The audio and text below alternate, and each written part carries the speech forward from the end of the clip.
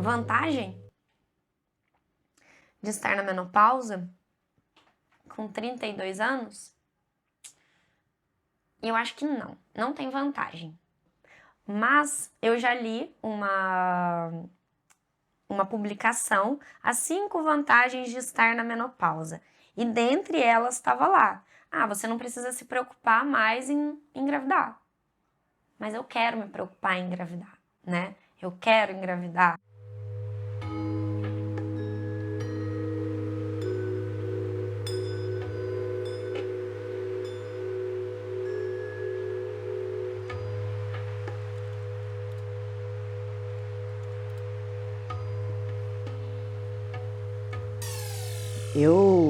Na verdade, eu nunca gostei de menstruação. Eu acho que ninguém gosta, na verdade, né? Nem mesmo as mulheres. Eu, enquanto homem trans, eu não me sinto nada confortável. É horrível. Até porque nem todos os homens querem fazer cirurgia. Então, quem não quer fazer cirurgia e não quer usar hormônios, acaba menstruando, não tem jeito. Acaba menstruando. Eu pretendo voltar a usar os hormônios, mas de qualquer forma, enquanto isso não acontece, tô aqui com a minha menopausa, curtindo ela, ó, o sol já tá vendo o sol aqui, ó, fazendo o quê? Fazer o quê? Paciência. A menopausa chegou. É um mundo desconhecido. É doloroso. É constrangedor. Os calorões é o que mais me deixa desesperada, porque ao mesmo tempo que sinto calor, sinto frio, insônia, acordo à noite e não consigo dormir, troco o dia às vezes pela noite, ansiedade, coisa que eu não tinha, eu não sou uma pessoa ansiosa. E com a chegada da menopausa eu me tornei uma pessoa ansiosa. Em janeiro do ano passado eu estava para casar. Eu tinha conhecido alguém que queria construir as mesmas coisas que eu e a gente olhava para um futuro muito junto. A gente queria casar, a gente queria ter filhos, mas a gente não conseguia olhar para o que a gente tinha ali naquele momento. A gente estava olhando mais lá no futuro do que no próprio presente. E aí a gente rompeu. Eu já estava com o vestido de noiva alugado, eu já estava com o casamento marcado, algumas coisas pagas. E foi um baque muito grande, não só para mim, mas para toda a minha família. Quando acabou o relacionamento, eu já estava com sintomas de menopausa. Eu esperava que a menopausa viesse um pouco mais tarde, mas cada vez mais eu vejo mulheres falando que a menopausa está chegando e são mulheres com menos idades do que eu. Quando eu tinha 20 semanas de vida e estava dentro da barriga da minha mãe, eu já tinha nos meus mini ovários 7 milhões de óvulos. Sim, minha mãe, além de mim, já carregava na barriga os 7 milhões de óvulos, dos quais apenas um se tornaria, uns 30 anos mais tarde, sua única e preciosa neta. Nos meus 37 anos, meus óvulos acabaram. Eu estou contando para minha mãe os próximos passos dela, né? Eu menopausei antes da minha mãe. E assim, a nossa vida não para pra gente menopausar, pra gente passar pelo climatério. A vida continua. No meu caso, a minha vida continuava com um doutorado, com uma expectativa de casamento, com uma vida fora da casa dos meus pais. Engordar, nossa, não consigo, não sei mais o que é conseguir emagrecer. Caminhada, dieta, não adianta. Parece que você não engorda, você incha. A gente não sabia se a minha irritabilidade, minha ansiedade, todas as minhas alterações de humor, a gente não sabia que elas estavam acontecendo por conta de uma menopausa que estava vindo. A gente achava que tudo isso era porque eu estava num momento de irritação. Eu estava no final do meu doutorado, eu estava longe dos meus pais, eu inúmeras vezes cheguei a colocar culpa no relacionamento, porque, eu tô irritada porque esse relacionamento, porque essa pessoa não faz o que eu quero, porque... Inúmeras coisas, né, que a vida continua. O cabelo, eu percebi, eu até comentei isso em casa, eu falei assim, nossa, eu ando percebendo que os fios do meu cabelo, eles estão engrossando mais e estão quebrando mais. Minhas unhas, eu gosto de unha grande, mas não dá mais para deixar grande porque elas se quebram muito fácil. E elas não quebram assim na pontinha, ela quebra no meio, ela lasca, ela se torna duas unhas. Julieta, minha querida, eu vou morar aqui por um bom tempo. Toma!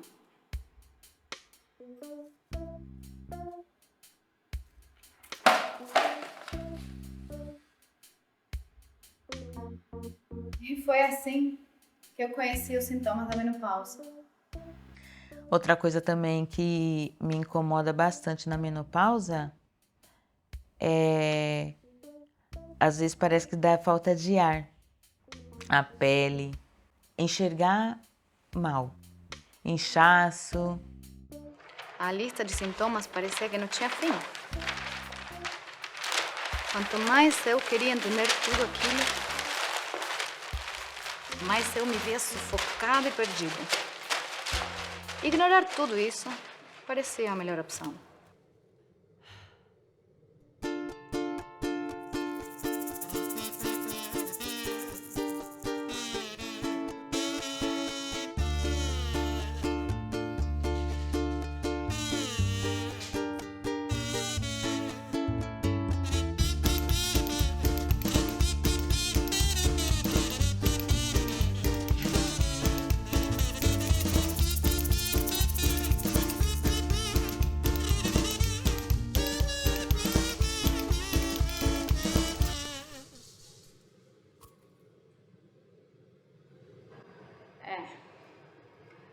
Acho melhor procurar ajuda.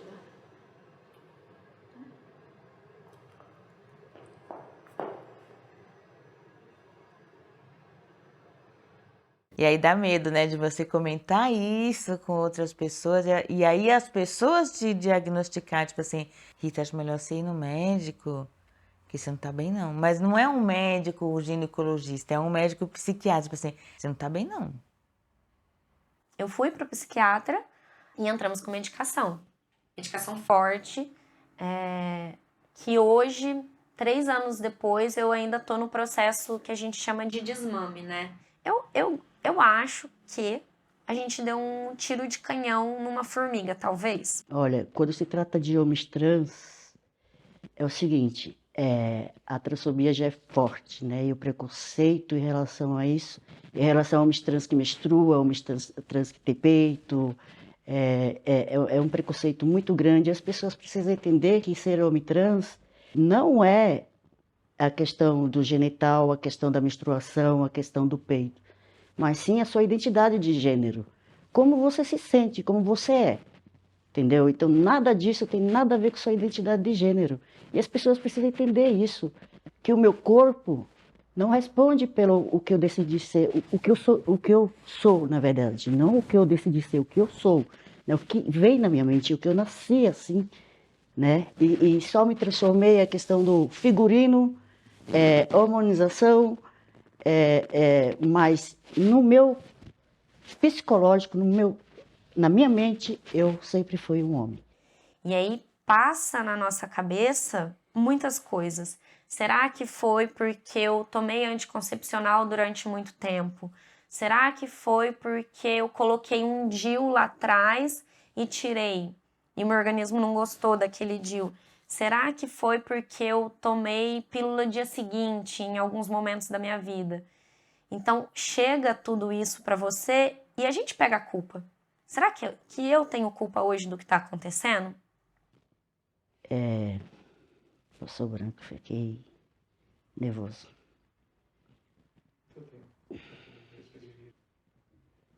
Eu quero. Eu tenho vergonha disso. Me sinto envergonhado desse negócio de menstruação.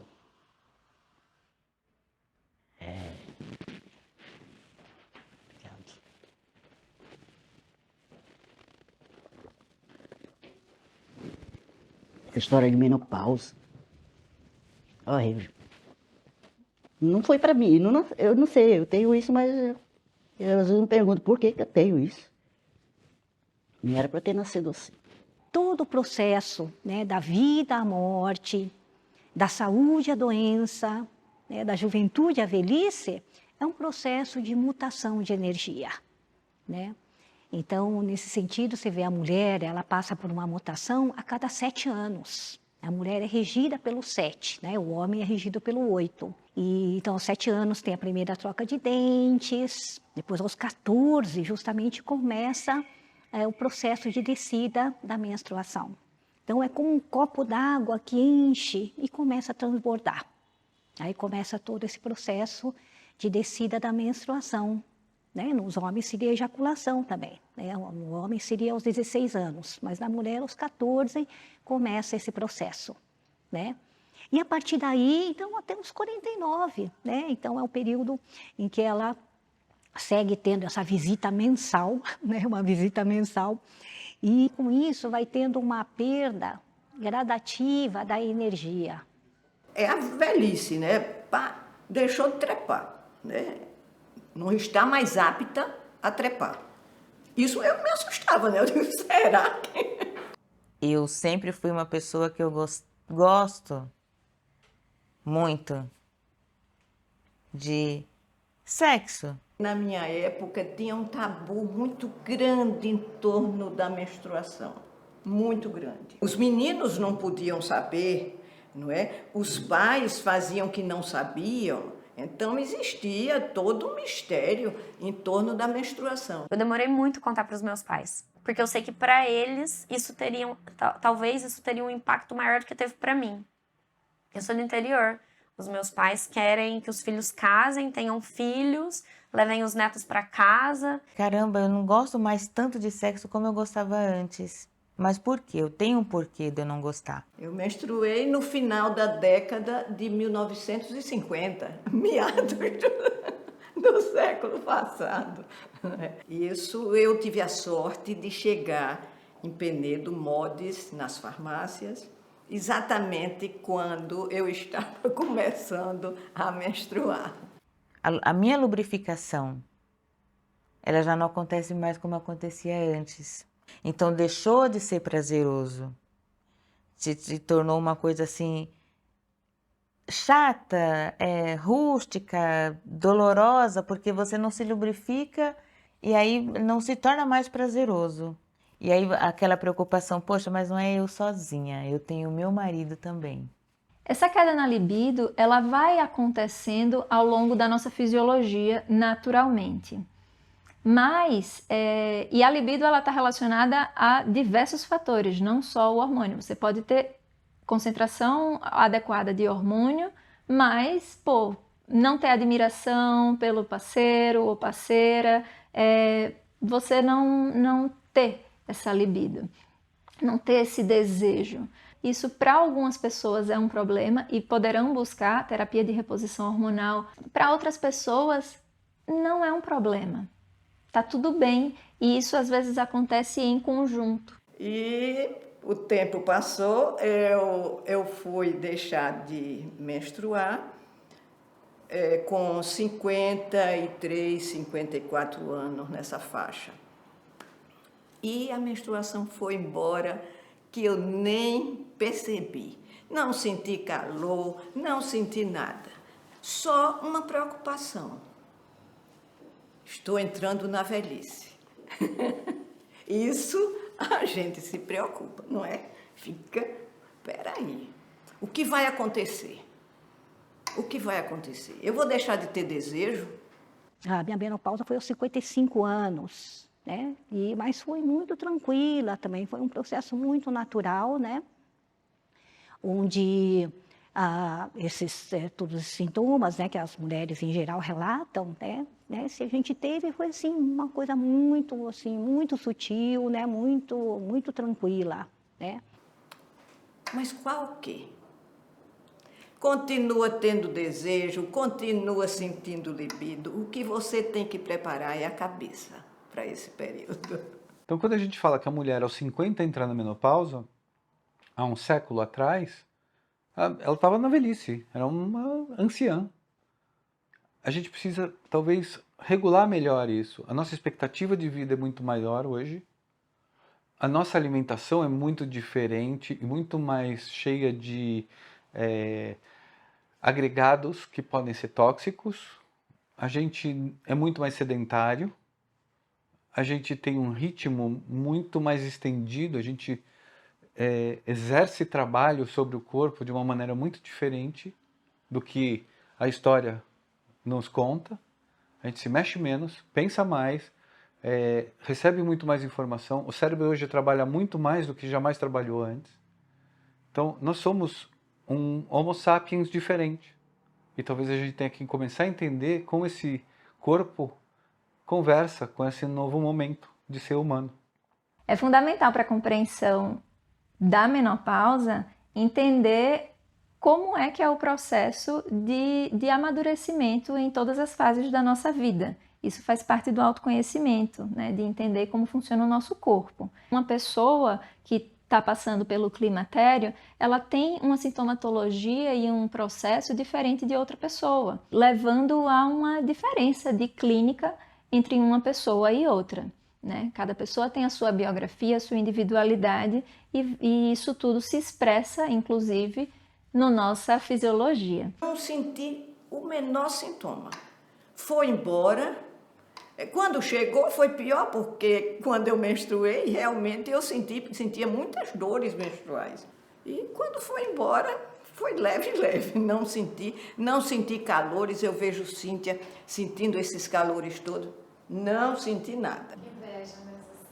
Invejo, porque é totalmente diferente, assim, da minha experiência. E a gente costuma conversar muito, e eu acho que a Carmen também teve vários privilégios, assim, para passar por isso, que eu não tive, que eu acho que muitas mulheres não têm. É de ter essa leveza e condição de lidar tranquilamente com uma menopausa. Porque se você me falar, você tem que preparar a cabeça, eu vou dizer, não é só isso. É muito complicado. A gente quer pertencer a um gênero, mas o outro gênero não sai da gente. Então, assim, não quero mais menstruar. Ok, cortei. Né? Não quero mais ter peito. Porque a simbologia para a sociedade, né? É de mulher. Aí você arranca o peito. Mas aí vem todas as consequências que eu vejo que hoje a medicina não acompanha isso. Não tem estudos para isso, né? Então, assim, e aí eu me sinto lesado, porque eu não tenho aquela equidade que é sempre dita, que é garantida. Não existe, né? Então, assim, a gente fica meio que abandonado. E, às vezes, eu me sinto também usado. A gente sabe que a nossa medicina ela é europeia, branca, cis, heteronormativa. Então, todo o cabedal teórico que a gente tem hoje é voltado para um tipo de pessoa. Então, se a gente não olhar para a especificidade da demanda, a gente vai sempre generalizar e todo mundo vai ficar fora do padrão. Então, todo mundo vai estar doente. Todo mundo vai ser lido na doença e não na saúde. Então, assim, você quer repor hormônio? Então, já que você não pode tomar a testosterona porque os seus exames estão alterados, toma um hormônio feminino. Pô, como você vai chegar para mim e falar, toma um hormônio feminino? Não tem a escuta, cara. Tem a medicalização. Da mesma forma que a menstruação ela foi silenciada, eu acho que a gente tenta silenciar o tempo todo a nossa menopausa. Primeiro porque fica aquela questão do etarismo mesmo, de dizer, então você é velha. Sim, eu estou envelhecendo como todo mundo vai envelhecer, e a menopausa é uma questão. E a gente precisa abrir a boca para gritar, estou na menopausa, e quem quiser que entenda. Porque uma coisa que as pessoas não entendem é que não dá para falar nada sobre nós sem nós, né? Entender o que é uma menopausa para um homem trans, ouvindo um homem trans. Porque isso não tem na academia, né? Então, assim, o que eu estou sentindo hoje é consequência do abandono, do descaso de antes. E nós temos a sorte porque somos lésbicas. Nós nos compreendemos e nós nos ajudamos. Eu não sei se um homem está preparado para ajudar uma mulher durante a menopausa. Eu sou um homem trans que só vou conseguir ir num ginecologista se eu for dentro do ambulatório trans. Porque como que eu vou no ginecologista com barba, né, sem peitos e com nome retificado e gênero retificado? O sistema próprio do governo, do SUS tal, não reconhece para marcar uma consulta para mim num ginecologista, se não for dentro do ambulatório. Então, eu vejo assim, como eu sou, vou colocar entre aspas, né, uma pessoa que quis mudar de gênero, porque é assim que vem, então a culpa é minha. Então você aguente as consequências. Às vezes eu sinto isso. Para cada exclusão do que é essa maioria hegemônica, né, que está no poder, você vai tendo maiores graus de sofrimento envolvido nessa repressão da sua essência. E isso traz junto muito sofrimento, né? Que repercute na fisiologia. Nunca cuidei da minha saúde. Por quê? Porque toda vez que eu ia num médico, eu era maltratado. Saía mais doente do que. Então, assim, você não se cuida, né?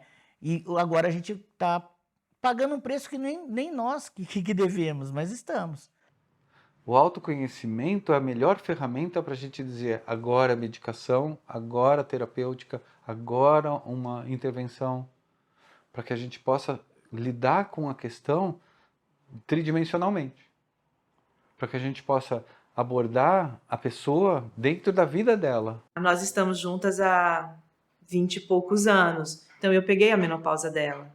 E a minha bateu tão forte que eu falei não. E um amigo nosso disse, árvore não vai resolver o seu problema. Então, quando eu cheguei na médica, eu disse, eu não quero natural, porque eu realmente preciso me livrar disso que eu tô sentindo, dessas questões todas. O meu corpo, ele gosta de ficar parado, às vezes, sabe? Então, a minha questão tipo, de onde trazer isso, assim, essa endorfina, logo cedo, sabe? E eu sou bem feliz com o meu corpo gordo também. Outro ponto que é interessante a gente tocar é o quanto a pessoa na menopausa ela é invisibilizada socialmente. Primeiro porque deixa de ser uma pessoa reprodutiva. E a nossa sociedade, nosso sistema de saúde, nosso sistema financeiro, ele está voltado para as pessoas que consomem e que fazem esse consumo crescer, que são os reprodutores. Esses dias eu estava ajudando minha filha na lição de casa, era tarefa de Ciências da Natureza. No enunciado estava assim: todo ser vivo nasce, cresce, reproduz e morre.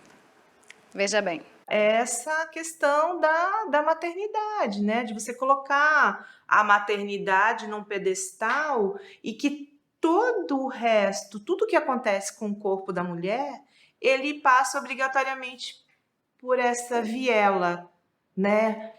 Sagrada, né? Que é, não tive filhos, não terei filhos, mas a minha menopausa é extremamente legítima e precisa ser legitimada pelos profissionais. Eu já nasci, cresci, reproduzi. O que me leva a pensar que só me resta morrer? Morrer? Morrer? Está na mão do profissional de saúde ajudar a pessoa a encontrar essas respostas. Está na mão da sociedade como um todo lidar com essa pressão que nos coloca como reprodutores. Né? Crescer e multiplicar-vos não é exatamente isso. Né? É crescer e multiplicar-vos. Não, eu entendo que eu vou morrer, que todo mundo vai morrer, que fomos feitos para morrer um dia. Eu entendo que eu vou morrer, que você vai morrer, que ela vai morrer.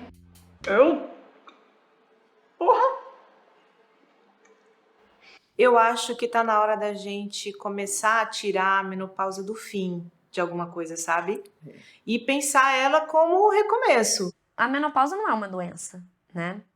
Apesar da gente estar falando de diagnóstico, de estar falando de diagnóstico, Menopausa não é uma doença, menopausa é um momento da nossa vida que acontece e a gente vai lidar aí com o que ele traz nesse caminho. Eu tenho uma dúvida, a menopausa. Enquanto a gente usa hormônio, a gente vai ter essa menopausa? Esse é o medo. Imagine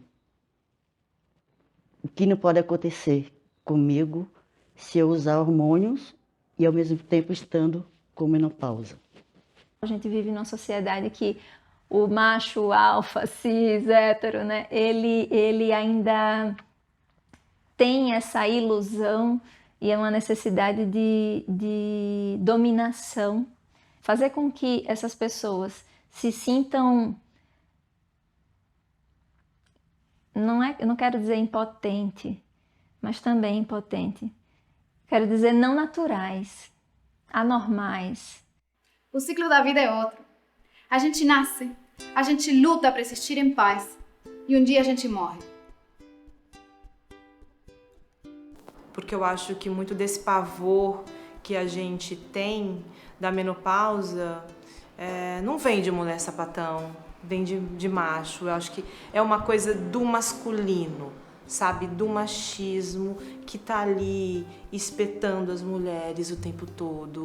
Ou você, porque ela não é magra, ou porque ela é isso, e porque ela tá na menopausa. E eu fico imaginando quantos casais não têm problema sexual porque a mulher tá na menopausa e dificilmente o homem vai assumir que ele é impotente, que ele tá broxa.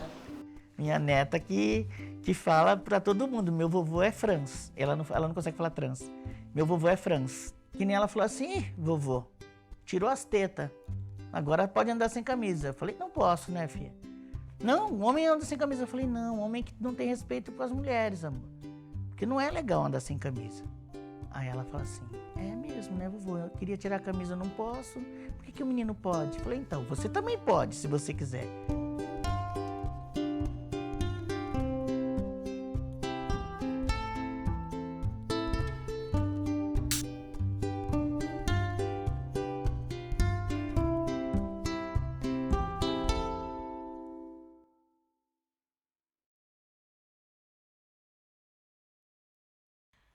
Meu joelho faz barulho, coisa que não fazia antes. Né? Eu mexo, ele faz clec.